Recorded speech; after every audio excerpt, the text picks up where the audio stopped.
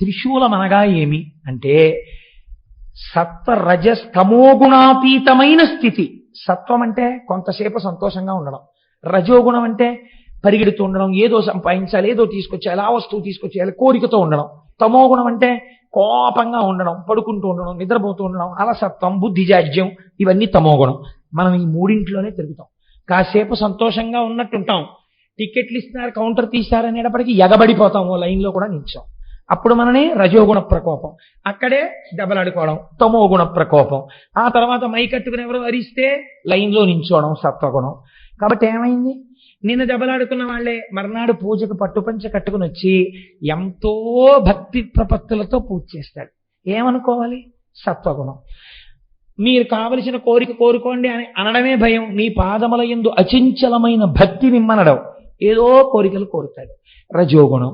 ఈ మూడు గుణములలో తిరగకుండా మూడు గుణములకు ఆధారమైనటువంటి నిర్గుణం ఒకటి ఉన్నదే, అది శుద్ధ సత్వమును కూడా దాటిన స్థితి, అది త్రిశూలం. శంకరానుగ్రహంగా త్రిశూలం మీకు తగలాలి. ఈశ్వరుడు అనుగ్రహించాడు, తగిలించాడు, తగిలించి పైన పెట్టాడు. దృష్టికోణం మారిపోయింది. ఆ కంటితోనే చూస్తున్నాడు, కానీ ఇప్పుడు ఎలా కనపడ్డారు? తల్లిదండ్రులుగా కనపడ్డారు. వాళ్ళని చేరడాన్ని కోరుకున్నాడు, అంతే. ఇప్పుడు ప్రమథగణాలలో కింకరుడు అయిపోయాడు. ఇప్పుడు మరి శుక్రాచార్యుల వారి పరిస్థితి ఏమిటి? ఆయన లోపల కూర్చున్నారు గర్భంలో, యుద్ధం అయిపోయింది, చూస్తున్నారు. అన్ని చక్క లైవ్ టెలికాస్ట్ టీవీలో చూసినట్టు చూస్తున్నారు. ఓర్నాయనో, నేను ఎవరి కోసం అందరినీ బతికించానో ఆ అంధకాసురుడు శివుడు ప్రమథగణాల్లోకి వెళ్ళిపోయాడు. ఇప్పుడు యుద్ధం లేదేం లేదు, బయటంతా ప్రశాంతం. ప్రారంభమైనప్పుడు ఎంత వానో, ఉపన్యాసం అయిపోయేటప్పటికి అంత తగ్గిపోయినట్టు, కథా ప్రారంభంలో ఎంత అల్లరో కథ చివరికి అంత ప్రశాంతం అయిపోయింది. నేను మాత్రం కడుపులో ఉండిపోయాను. ఎలా? ఇప్పుడు ఆయనకి ఇబ్బంది పట్టుకొచ్చింది. ఇబ్బంది పుట్టుకుంటే ఆయన ఒక చిత్రమైనటువంటి పని చేశాడు. ఇప్పుడు శివగర్భమునందు వాసము చేసి శివగర్భములో తిరిగి తిరిగి ఆ కడుపులోంచి బయటికి రావాలనుకున్నాడు. బయటికి రావాలని ఆయన ఒక గొప్ప స్తోత్రం చేశారండి శుక్రాచార్యుల వారు. శాస్త్రం అంటుంది, ఈ స్తోత్రం చదివిన, ఈ స్తోత్రం విన్నా అటువంటి వాళ్ళందరూ ఈ జన్మలో మళ్ళీ శంకరుణ్ణే చేరుతారు అని చెప్పి. కాబట్టి అంత పరమ పవిత్రమైనటువంటి స్తోత్రము. మీరు ఆ స్తోత్రాన్ని అవతరించండి. ఆయన లోపల కూర్చుని రకరకాల తత్వానుసంధానంతో శంకరుణ్ణి పిలిచాడు పేర్లతో. ఆయన అన్నాడు, ఓం నమస్తే దేవేశాయ. ఎవరైనా ఎదురుగుండా కూర్చుని చేస్తారు, ఈయన ఎక్కడ చేస్తున్నాడు? ఆయన కడుపులోనే కూర్చుని చేస్తున్నాడు, ఆయనకి వినపడతాడు. ఓం నమస్తే దేవేశాయ సురాసుర నమస్కృతాయ భూత భవ్య మహాదేవాయ హరిత పింగళ లోచనాయ బలాయ బుద్ధిరూపిణే వైయాఘ్రవసనచ్ఛదాయ ఆరణేయాయ త్రైలోక్య ప్రభవే ఈశ్వరాయ హరాయ హరినేత్రాయ యుగాంత కారణాయానలాయ గణేశాయ లోకపాలాయ మహాభుజాయ మహాహస్తాయ శూలినే మహాదంస్త్రినే కాలాయ మహేశ్వరాయ అవ్యయాయ కాలరూపిణే నీలగ్రీవాయ మహోదరాయ గణాధ్యక్షాయ సర్వాత్మనే సర్వభావనాయ సర్వగాయ మృత్యుహంత్రే పారియాత్ర సువ్రతాయ బ్రహ్మచారిణే వేదాంతగాయ తపోంతగాయ పశుపతయే వ్యంగాయ శూలపాణయే వృషకేతవే హరయే జటినే శిఖండినే లకుటినే మహాయశసే భూతేశ్వరాయ గుహావాసినే వీణాపణనతాలవతే అమరాయ దర్శనీయాయ బాలసూర్య నిభాయ శ్మశానవాసినే భగవతే ఉమాపతయే అరిందమాయ భగస్యాక్షిపాతినే. శ్మశానవాసిని అంటే గుర్తుపెట్టుకోండి, ఈ లోకమంతా ప్రాణులన్నీ భస్మైపోతే కదండి ఉంది, అందుకని లోకమంతా మహాశ్మశానమే, అది దాని అర్థం. అంతటా శివుడు నిండి ఉన్నాడని, అంతేగాని శ్మశానంలో కూర్చున్నాడని కాదు దాని అర్థం. ఒకవేళ ఉన్న అందరూ వదిలి వెళ్ళిపోయే చోట ఆయన ఒక్కడే ఉన్నాడు మనకి స్వాగతం చెప్పి కౌగిలించుకోవడానికి. కాబట్టి శ్మశానవాసిని భగవతే ఉమాపతయే అరిందమాయ భగస్యాక్షిపాతిని పూష్టో దశనాశనాయ క్రూరకర్తకాయ పాశహస్తాయ ప్రళయకాలాయ ఉల్కాముఖయాగ్నికేతవే మునయే దీప్తాయ నిశాంతపతయే ఉన్మయతే జనకాయ చతుర్థకాయ లోకసత్తామయాయ వామదేవాయ వాగ్దాక్షిణ్యాయ వామతో భిక్షవే భిక్షురూపిణే జటినే స్వయం జటిలాయ శక్రహస్త ప్రతిస్తంభకాయ వసూనాం స్తంభకాయ క్రతవే క్రతుకరాయ కాలాయ మేధావినే మధుకరాయ చలాయ వానస్పత్యాయ వాజసనేతి సమాశ్రయ పూజితాయ జగద్ధాత్రే జగత్కర్త్రే పురుషాయ శాశ్వతాయ ధ్రువాయ ధర్మాధ్యక్షాయ త్రివర్త్యమనే భూత భావనాయ త్రినేత్రాయ బహురూపాయ సూర్యాయుత సమప్రభాయ దేవాయ సర్వతూర్య నినాదినే సర్వబాధా విమోచనాయ బంధనాయ సర్వధారిణే ధర్మోత్తమాయ పుష్పదంతయాపి భాగాయ ముఖాయ సర్వహరాయ హిరణ్యస్రవసే ద్వారిణే భీమాయ భీమపరాక్రమాయ ఓం నమో నమో నమో నమో నమస్తే నమః అని శంకరుడి కడుపులో కూర్చుని శంకరుణ్ణి ఉద్దేశించి స్తోత్రం చేశాడు. శంకరుడు ఎంత ప్రీతి పొందాడంటేట, ఒక్కొక్కనాడు తండ్రికి కొడుకు ఇబ్బందికరంగా పరిణమిస్తాడు. అయినా నువ్వు నా కుమారుడవి, నిన్ను నా గర్భవాసం చేయించాను, హద్దు లేకుండా వరాన్ని ఉపయోగించడం ఎంత ప్రమాదానికి వెడుతుందో తెలుసుకున్నావు కదా. దీనివల్లే కదండి తర్వాత కచదేవయానులది కూడా వచ్చింది. మళ్ళీని ఆఖరికి ఎక్కడికి వెళ్ళిపోయింది శుక్రాచార్యుల వారి కథ. ఆయన శిష్యుణ్ణి కాల్చి బూది చేసి బతికిస్తాడేమోనని ఆయనతో తాగించేశారు. మళ్ళీ కూతురు కోసం ఆ కచుణ్ణి బతికించవలసి వస్తే కడుపులో ఉన్నటువంటి వాడికి ఉపదేశం చేసి బయటికి వచ్చాక నేను చచ్చిపోతాను రా, మళ్ళీ నువ్వు నన్ను బతికించని చెప్పవలసి వచ్చింది. కోరరాని కోరికలు కోరి తెచ్చుకుంటే బరువై కూర్చుంటాయి. కాబట్టి అయినా రక్షణ పొందాడంటే దేనివల్ల తెలుసా అండి? శివకుమారుడిగా బతకడం వల్ల. కాబట్టి ఇప్పుడు శంకరుడు అన్నాడు ఈ స్తోత్రానికి మెచ్చుకుని, నిన్ను నా కుమారుడిగా బయటికి తెప్పిస్తాను. సాధారణంగా లోకమునందు ఒక పురుషుని యొక్క తేజస్సు హృదయ స్థానము నుండి కదిలి కుమారుడిగా మారడానికి ఆ తేజస్సు వెడుతుంది. కాబట్టి నువ్వు కూడా అలాగే కదిలి అటువంటి మూత్రావయవము నుంచి బయటపడేదవుగాక అని శుక్రకణం ఎట్నుంచి వస్తుందో అటువైపు నుంచే బయటపడేటట్టుగా విసర్జించాడు. ఉత్పత్తి యందు శుక్రకణం వెళ్ళేటటువంటి ఆ నాళంలోంచి బయటికి వచ్చి శివుడి యొక్క కుమారుడు కలిగితే ఏ నాళములోంచి బయటికి రేతస్సు వెళ్ళాలో అలా బయటపడినవాడు. కాబట్టి ఈశ్వర శుక్రనాళములోంచి బయటికి వచ్చిన మహాపురుషుడు కనుక, అటువంటి వాడు సృష్టిలో ఇంకొకడు లేడు కనుక భార్గవుడన్న పేరు పక్కకెళ్ళిపోయింది, శుక్రాచార్యుడన్న పేరు ప్రకాశించింది. అప్పుడు మహానుభావుడు అంత స్థితిని శుక్రాచార్యుల వారు పొందారు. పొంది ఈ లోకమునంతటినీ ప్రకాశింపచేసి అంధకాసుర వృత్తాంతం ద్వారా మనందరికీ కూడా మన దృష్టికోణమునందు రావలసినటువంటి మార్పు, మనం కోరరాని కోరికలు కూడా కోరినా ఈశ్వరుడు భక్తికి లొంగుతాడు. కానీ అవి కొన్నిసార్లు ఇబ్బందుల వైపుకి తీసుకెడతాయి. కాబట్టి అన్నిటికన్నా గొప్ప కోరిక ఒక్కటే, ఈశ్వర నీ పాదముల యందు నిశ్చలమైన భక్తిని నాకు కృప చెయ్యి.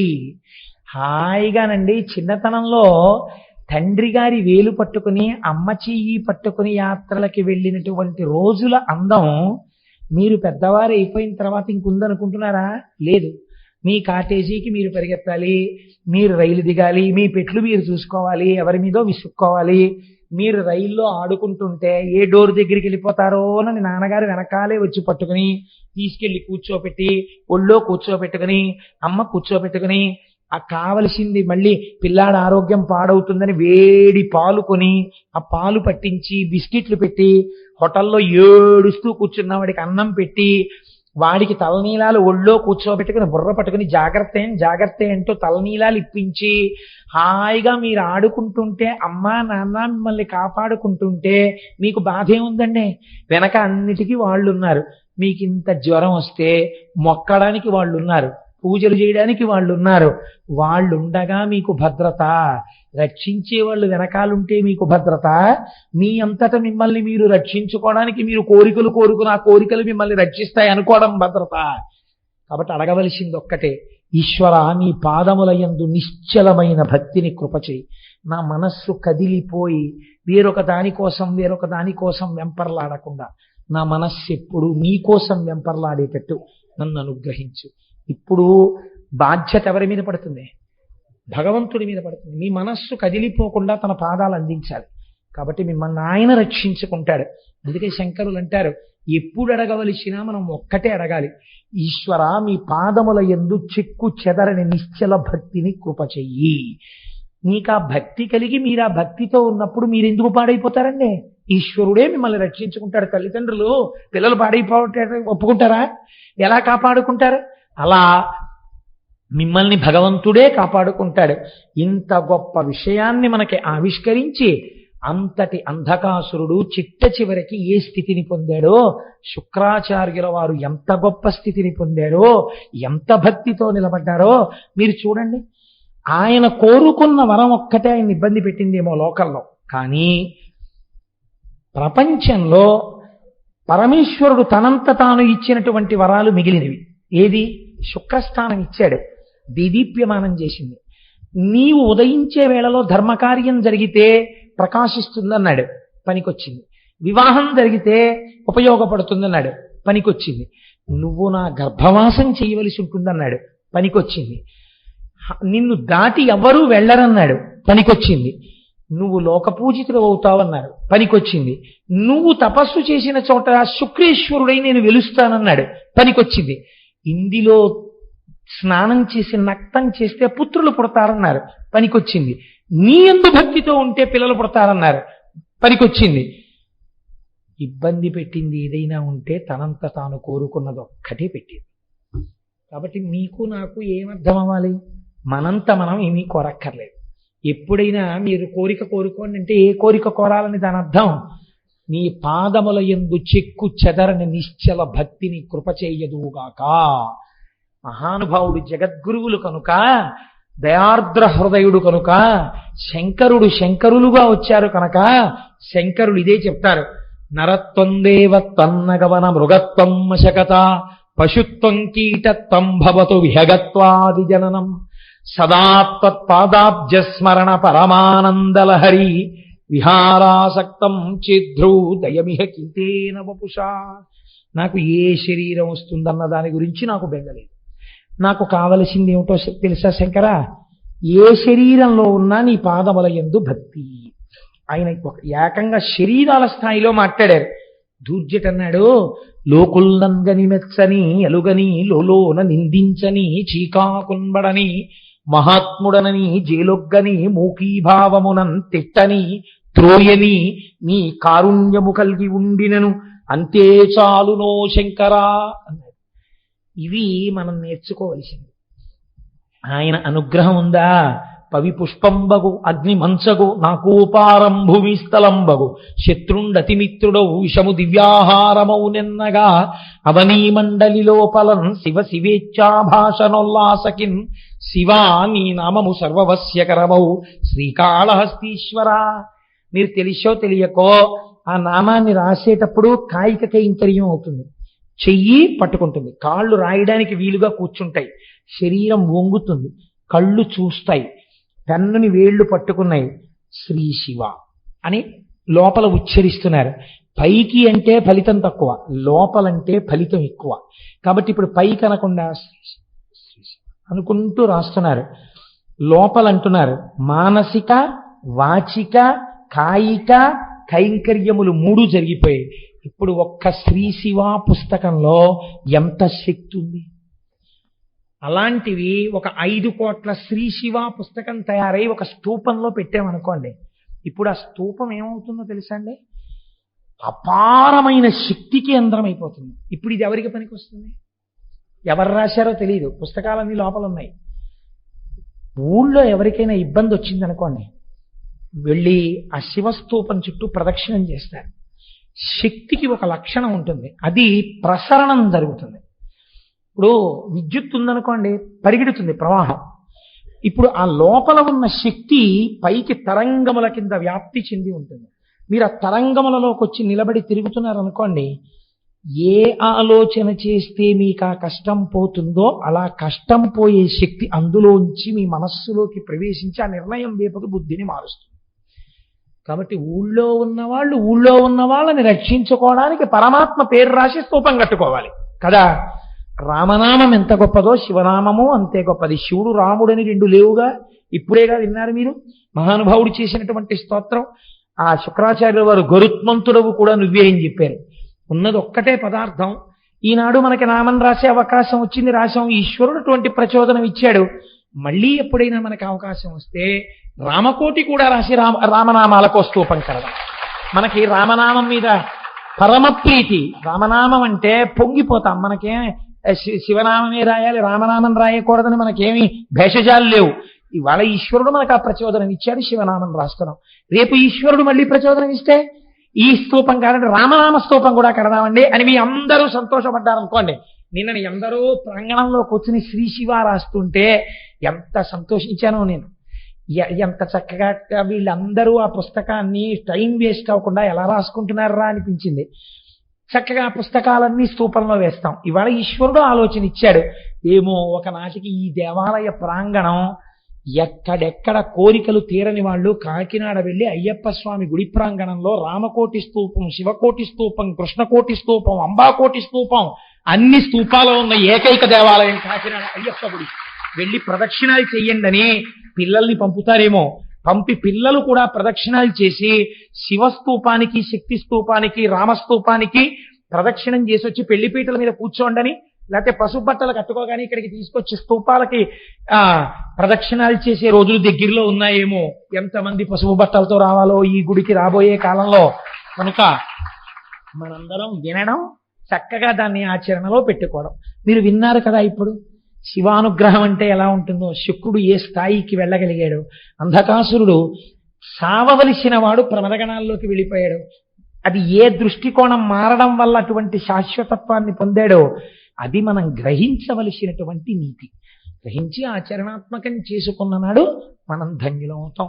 మనకి అటువంటి శక్తి ఈశ్వరుడు నిర్హేతుక కృపా కటాక్ష వీక్షణముల చేత ఆయన మనకిచ్చి రక్షించుగాక అని ప్రార్థన చేస్తూ రేపటి రోజున కూడా ఒక మహోత్కృష్టమైనటువంటి విషయాన్ని ఆవిష్కరించే ప్రయత్నం చేస్తాను. మంగళాశాసన పరై మదాచార్య పురోగమై సర్వైశ్చ పూర్వైరాచార్యై సత్కృతాయాస్తు మంగళం.